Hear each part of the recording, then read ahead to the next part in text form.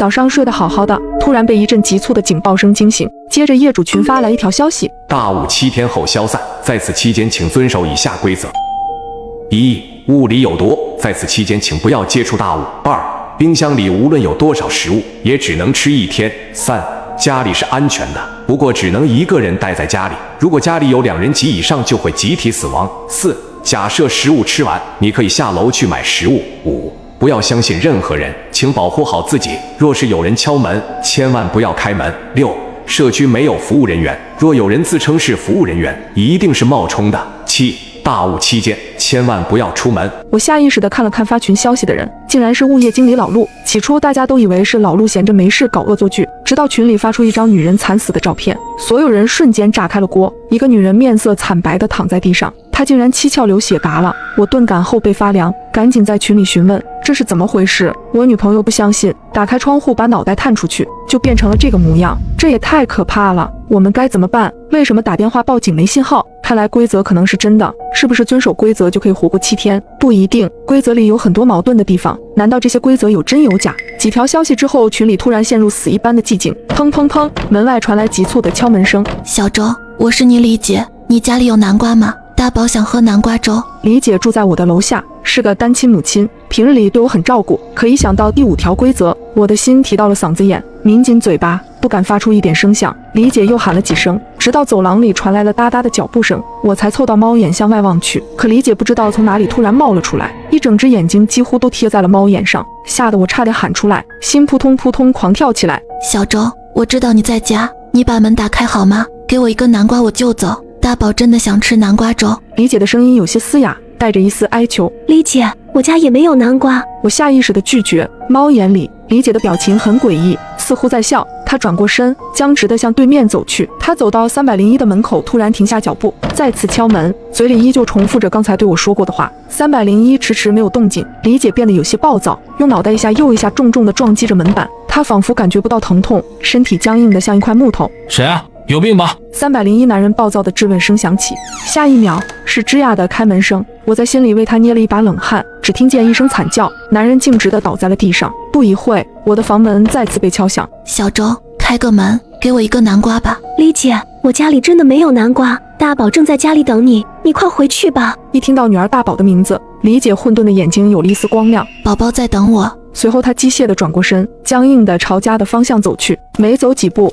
李姐突然一头栽倒在地上，没了声息。如果说301的男人是因为给陌生人开门，违反了第5条规则，可是李姐是什么原因答的呢？因为她出门了吗？真是太可怕了。好不容易熬到了中午，我决定熬点粥给自己补充些体力。可打开冰箱后，我有些发愣，早晨还很新鲜的蔬菜竟然都发蔫了，水果上还长了密密麻麻的斑点。我颤抖着手拍下了这幅画面，发到了业主群，随即有很多人响应了我。我家的也是，水果都烂了，我家冷藏的肉竟然有些发黑了。你们听说过生大米长斑点的吗？我正打算回复，群主突然给我们所有人都禁了言。接着老陆发来了一条新消息：亲爱的业主们，规则更新，家中不可以有尸体，否则会引来贪吃鬼。这条规则让我毛骨悚然，只听到窗外传来砰砰几声巨响，是重物落地的声音。我拉开窗帘，外面雾蒙蒙一片，小区绿化带边上出现了很多横七竖八的尸体。在生死面前，人果然都是自私的。我好庆幸自己是个单身狗，家里只有我一个人。这时门外又传来了敲门声。我是物业的，下面邻居反映你们家漏水。社区没有服务人员，若有人自称是服务人员，一定是冒充的。我想起这条规则，这时候开门就是傻子。突然门外传来一声尖叫，接着就是啃食声。我心里咯噔一声，估计还真有傻子。提心吊胆地熬过第1个晚上。第2天一早，我下意识地就先跑到了厨房，打开冰箱一看，食物已经全部腐烂了，还隐隐散发着臭味。这可怎么办？正在我纠结时，门再次被敲响。我吓了一个机灵，什么玩意儿？敲了2下又没了动静。这时业主群再次传来消息：亲爱的业主们，规则更新，门口放有防护服和防毒面具，有效时间1小时，请在规定时间内回家，否则后果自负。我屏住呼吸，大着胆子透过猫眼一看，门外果真放了一套防护服和一个防毒面具。我小心翼翼地把门开了个小缝，伸手把它们拿了进来。我发现门口李姐和邻居的尸体已经不见了。我现在有防护服，可以出门买食物，那就说明之前规则里大雾期间千万不要出门这条规则是假的。如果不出门，我估计也熬不过7天。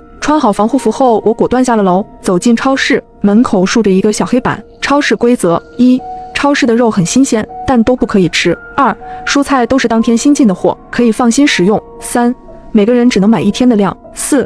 超市每次只能供应20人的食物，人越少越好。看到最后一条，我顿时觉得毛骨悚然，这是让大家自相残杀呀！我看了看自己的小身板，感觉都不够别人塞牙缝的，更何况一栋楼起码有上百人，看着已经走进去了好些人。我麻溜地跟了进去，超市的门在我进去之后便自动关上了，而外面没来得及进来的人，只能眼巴巴地看着里面。防护服和防毒面具的使用时间是1小时。我转头先去拿一些要吃的东西。我是个无肉不欢的人，看着新鲜的肉忍不住咽了咽口水，但规则里提到超市的肉不能吃，于是我艰难挪开了目光，走向了旁边的零食区，拿了几桶泡面。看到超市有卖南瓜饼，我下意识拿了几袋，为了节约时间，不敢在超市逗留。买完东西就准备离开，刚走到收银台就看到上面贴着的规则：1.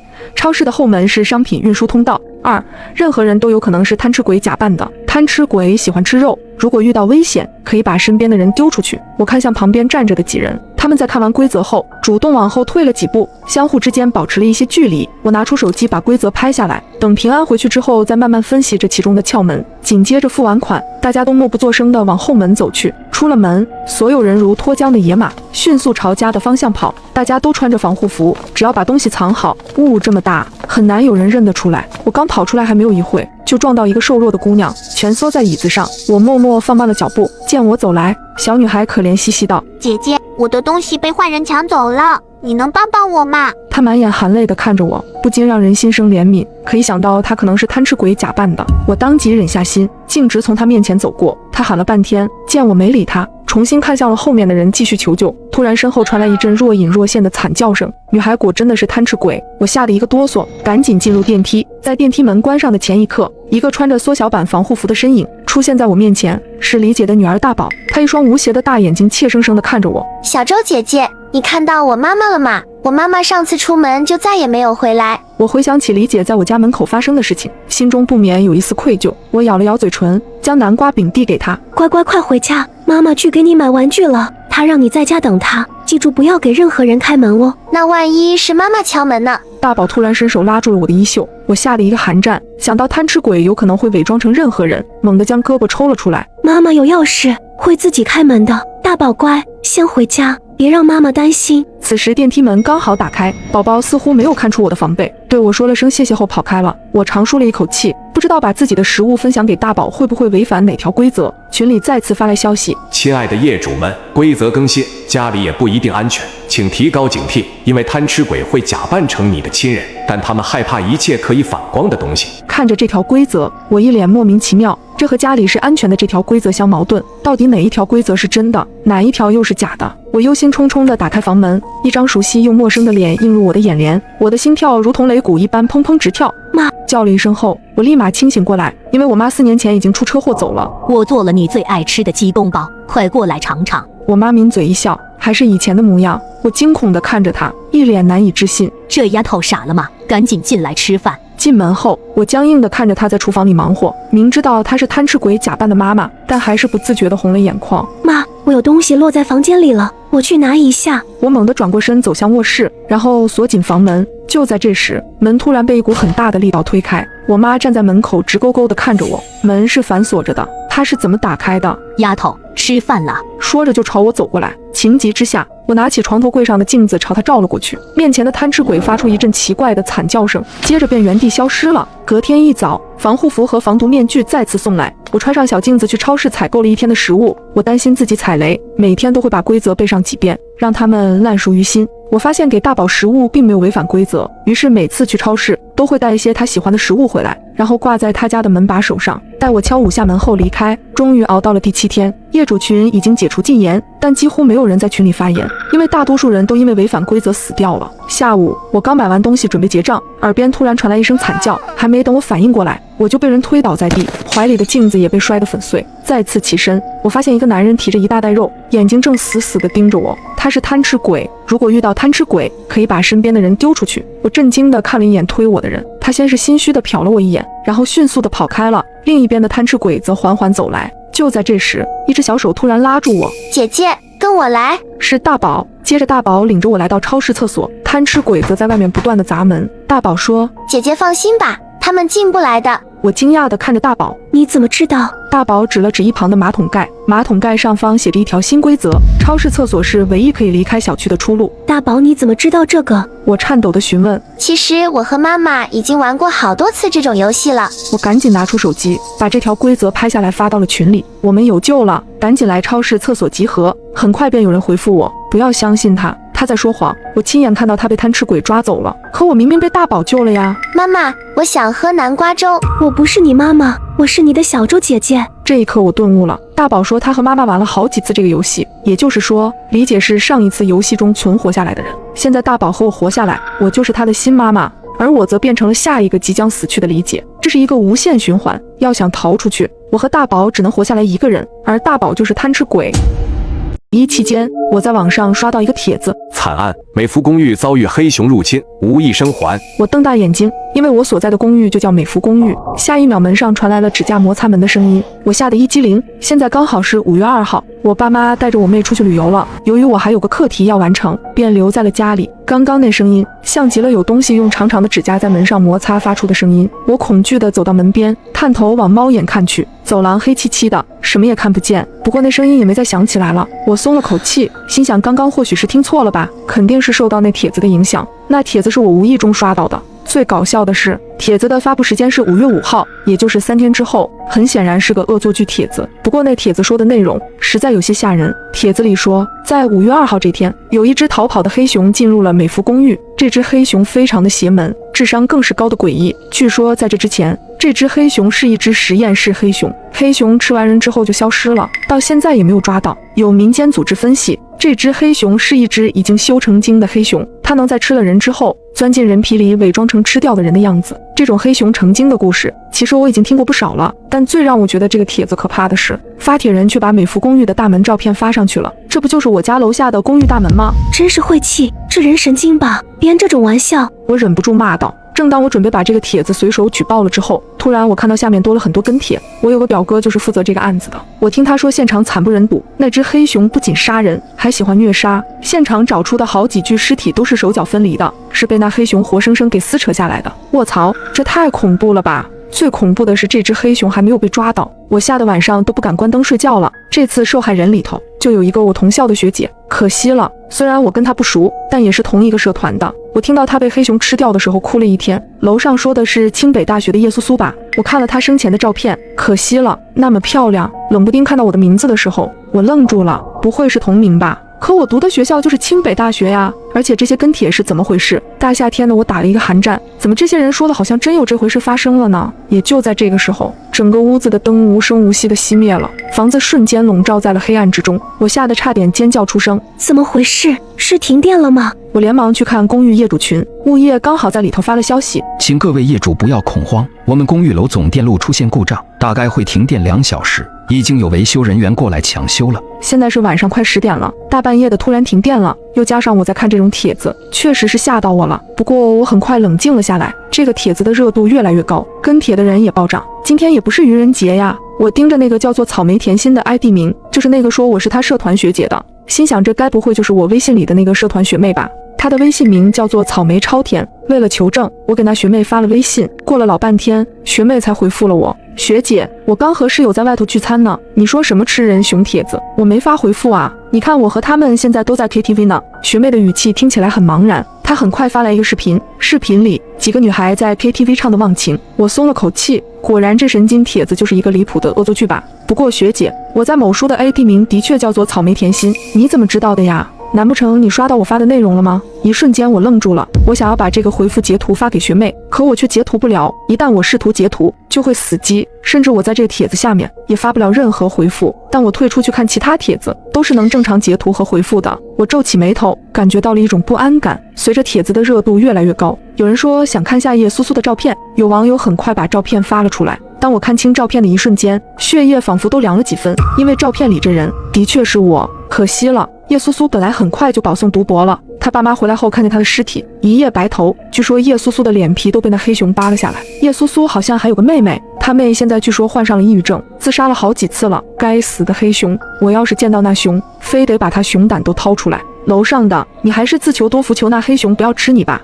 我呼吸愈发的急促，心脏狂跳，后背阵阵发冷。如果这是真实的，那么只有一种可能，这个帖子来自于3天后的未来。就在今晚，会有一只实验室逃出来的黑熊闯入公寓，然后将我们所有人都杀光。我一下就想到了我刚刚听到指甲摩擦门的声音，那有可能并不是我听错了，而是那只黑熊已经进来了。我额头一下全是冷汗，可我不知道要怎么提醒正住在公寓里的其他人。要说有熊进来了，不仅没人相信，肯定还会把我当成神经病。我也不能报警，因为这件事还没发生。要是贸然报警，连警察都会觉得我疯了。正当我不知如何是好的时候，一个十分细微的声音吸引了我的注意，像是有什么东西正在用指甲敲击着门，一下又一下，十分有规律。我突然想起刚刚我在猫眼外什么也没看到，可走廊是黑的，那黑熊也是黑的。如果那黑熊就藏在门外，我也是看不清楚的。一想到那黑熊可能已经来到我门口，我后背汗毛耸立。走廊是声控灯，而且这灯是应急用的，不会因为停电而失去作用，只要有人走过都会亮起来。可现在门缝里没有任何光亮透进来，如果门口真是那黑熊，难道他会隐藏自己的脚步声？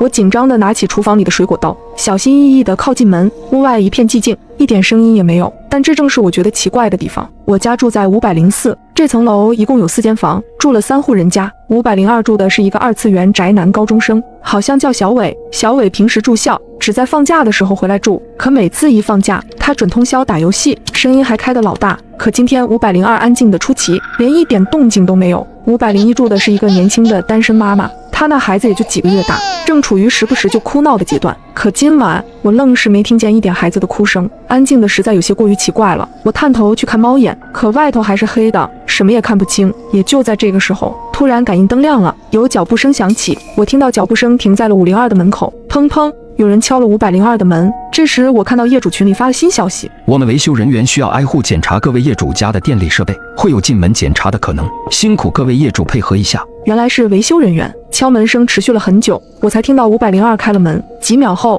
关门声响起，看来是维修人员进去了。可我等了半个多小时，都没听到开门声再响起。检查电力要这么久，我有些困惑和不安。我给物业发去了微信，问他上门检查得多久。物业秒回，一般10来分钟，不过也说不准，要是遇到问题可能会久一点。不过我们的维修人员还没到，他说堵路上了。什么？维修人员还没到的话，那刚刚进502的是谁？我有502的小伟的微信，我连忙给小伟发了消息。小伟过了一会儿才回复了我，姐，我家水管破了，大晚上找人修呢。我给他打着手电筒修了半个多小时了，也没弄好，真折腾。我松了口气，想自己真的太疑神疑鬼了。但很快我又觉得不对劲。小伟之前在群里说话的时候，特别喜欢颜文字，每句话都得带个颜文字。可他刚刚给我发的这句话，没带半点颜文字。不过姐，你原来在家呀？我还以为你跟你爸妈出去了呢。小伟突然来了一句莫名其妙的话，我心里咯噔一声，总觉得有些不安。也就在这时，业主群里有人说话了：502，你家水管破裂了，怎么还没修好啊？弄得现在我家卫生间里都是水，把家具弄坏了你赔。我打你电话也不接，受不了，我要上去看看。我记得402住着的是一家3口，现在在群里说话的是402的男主人，男人5大3粗的，看起来就不太好惹。我连忙在物业群里发了消息，艾特所有人，今晚感觉不太太平，大家尽量不要出门。不过没人理我。也是，我突然发这么一条奇怪的消息，要我看见了也只会当作没看见。很快我听到了402上来的声音，他怒气冲冲地猛拍502的门。过了一会儿，502开门了。502，你人呢？我听到402站在门口大喊的声音，很显然小伟并没有出来。我小心翼翼地推开门，只留了一点缝隙往外看去。男人站在门口，似乎在犹豫该不该进去，因为402家里太黑了，连一点光都没有透出来。可刚刚小伟不还说是集水管工打着手电修水管，那怎么可能里头一片漆黑呢？我紧张的心突突跳。502的门只开了一点，虚掩着一条2指宽的缝隙。赶紧出来啊！我知道你在家，不出来我就进去了。男人骂骂咧咧，可502里头一点声音都没有发出，死一般的寂静，静得我只听到自己的心跳声和402急促的呼吸声。你这个缩头乌龟，那老子进去了，你可别说老子私闯民宅。男人气不过伸手一推，但他只推了一半，就像是被什么东西给挡住了，就好像有什么东西正站在门后抵着门一样。我被自己脑补的这个画面吓得浑身发毛。402也感觉不对，使劲推了推门。谁站在门后也不说话，故意吓唬老子。但402的声音也带上一点颤音。男人掏出了手机，打开手机手电筒往里头照去。下一刻，我和男人同时倒吸一口凉气。在手电光源的映照下，门后投出一个非常庞大的影子，那影子非常的大，看起来根本就不是人类的影子，更像是一只体型非常大的黑熊。男人也被吓得倒退一步。这什么东西啊？我焦急地把门推开大一点，压低声音朝他喊道：赶紧过来，那后头是一只黑熊。男人听到我的声音，难以置信地看着我。下一秒，一只巨大的熊爪飞快地从门后伸出，男人根本来不及躲，就被猛地拉进门内。我惊恐地捂住嘴，我只听到男人发出一声短促的惨叫，但很快就没声音了。我赶紧关上门，很快我听到了令人毛骨悚然的咀嚼声，男人肯定是被黑熊吃了。最开始进入小伟家的维修工应该就是那只黑熊，他吃掉了小伟，然后又用小伟手机来回复我的信息。现在我完全暴露了我一个人在家的事实，可我如果坚持不开门的话，黑熊又怎么进来？我颤抖着点开手机里的帖子，想要寻找一些有用的线索。突然我看到了有网友问出了和我一样的疑惑，如果不开门的话，那黑熊不就进不来了吗？公寓那么多人，怎么可能都会被杀死？底下很快有人评论，你是不知道，听说那黑熊邪得厉害。我听附近的居民说那黑熊能从窗户里爬进来。不是吧，美孚公寓一共有8层啊，它这么高怎么爬进来？这是熊又不是蜘蛛侠，所以说那黑熊邪啊。而且之所以住户没听到什么声音，据说是因为那黑熊最先就拔掉受害人的舌头。别说了，我要睡不着觉了。我后背渗出黏腻的冷汗，难怪我刚刚只听到男人发出一声短促的惨叫，原来他的舌头被拔掉了。我立刻冲到家里的窗前，将所有窗户和阳台的门都锁好。这时房门被敲响，我看见402的男人站在我门口，他表情怪异，嘴角用力往上翘着，像是野兽在努力模仿人做表情。他一定是那只黑熊穿上了402的人皮。我屏住呼吸，不敢发出一点声音。突然门把手嘎吱转动了起来，紧接着门被撞得砰砰作响。他想用蛮力将门撞开，这怎么可能？这门可是结实的防盗门啊！但很快我就惊恐地瞪大眼睛，因为这结实的防盗门竟被黑熊撞得摇摇欲坠。我赶紧搬来了椅子抵住了门。正当我绝望的时刻，走廊尽头传来了开门声，是501开门了。半夜吵什么呢？我家孩子都被你吵醒了。他冲着男人质问道。我用尽全力朝着门外大喊：别出来，马上关门！402男人的脑袋以极快的速度扭了过去。几乎同时，我听到门重重关上的声音，门外的脚步声朝着501走去。501给我发来了微信：门外呢是楼下的402吗？怎么瞧着不太对呀？还有你让我关门，是他有危险吗？不知道怎么跟你解释，反正那不是402，也不是人。你锁好窗户，别让他从窗户爬进来。不管谁喊你都不要开门，现在待在家里才是最安全的。男人正在敲501的门。501妹子，能借我一点感冒药吗？我儿子发烧了，刚刚敲了半天504的门，他没开，我就着急了点，吓到你了吧？不好意思。我心里祈祷501可千万别信402的话。还好501也察觉到402不对，不出声也没开门。402见501也不开门，脸色瞬间变得十分阴沉。他正准备撞门的时候，拐角处突然传来一个女人的声音：老公，你怎么去这么久啊？502的水管还没修好啊，一直在漏水，而且漏的水全是红色的，看着怪恶心的。不好，402的老婆找来了。一瞬间，我不知该如何是好。如果开门，402极有可能闯进来；可如果不开门，402的女人就没有任何逃跑的机会了。老公，你怎么站在那儿不动啊？你不是去502吗？女人疑惑地朝着男人走去，不过她很快意识到了不对。血，怎么这么多血？这个时候402男主以极快的速度朝着女人咬去，女人甚至还没来得及反应过来，就被她的老公一下咬住了腿。我看见黑熊从男人的身体里钻了出来，女人此刻应该恐惧到了极点，因为她根本想不到藏在自己老公身体里的是一只大黑熊。走廊里只有女人抽搐般的啜泣声，可过了一会儿，就连声音都没有了。黑熊吃完人，又钻进了402的身体里，可我没想到，它不再朝着我这里走来，而是突然不见了。正当我忐忑不安的时候，突然我听到身后传来响声，我扭过头，差点吓得魂飞魄散。402的男人就趴在窗户上，脸死死地贴在上面，正目不转睛地看着我。他用手掌拍打着窗户的玻璃：你要是敢进来，我就跟你拼了！我朝着黑熊大吼道。此刻我都做好了死的准备。男人对我诡异一笑，他停止了拍打玻璃的举动，快速地爬了下去，消失在我的视野里。我愣住了，难道这黑熊放弃了？可不应该啊，一定有什么其他的原因。为了寻找线索，我又点进了帖子，我快速浏览着，希望能多找到一点有用的细节。有一个评论吸引了我的注意力，我有一个疑问，为什么叶苏苏和501是黑熊最后吃掉的呀？他先吃掉了504，然后把这两人留到了最后，我有点不理解。楼上的，这么跟你说吧，我老家都说黑熊血，是因为黑熊这玩意儿喜欢将最嫩的食物留到最后。你想想，叶苏苏长得那么漂亮，501还有一个婴儿，那婴儿被发现的时候，脑袋都被开瓢了。看到这个回复的瞬间，我汗毛耸立，